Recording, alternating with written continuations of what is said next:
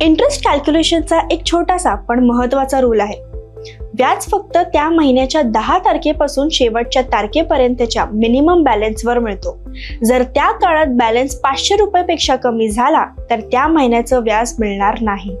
व्याज वर्षाच्या शेवटी 31 मार्चला खात्यात जमा होतं आणि अकाउंट बंद करताना व्याज मागील महिन्यांपर्यंत दिलं जातं.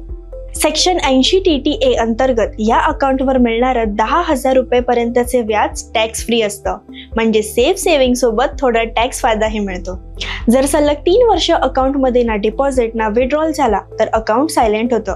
पण फक्त KYC अपडेट आणि पासबुक घेऊन पोस्ट ऑफिसला गेलात की अकाउंट फ्री मध्ये पुन्हा चालू करता येतं. सध्या ऑक्टोबर 2025 या खात्यावर 4% वार्षिक इंटरेस्ट आहे. हा दर फायनान्स मिनिस्ट्री वेळोवेळी अपडेट करते. तर बघा मित्रांनो, इंटरेस्ट कमी असला तरी सुरक्षा मात्र जास्त आहे. म्हणूनच ही योजना त्यांच्यासाठी परफेक्ट आहे ज्यांना रिटर्न भलेही कमी चालेल पण पैसे सेफ हवेत.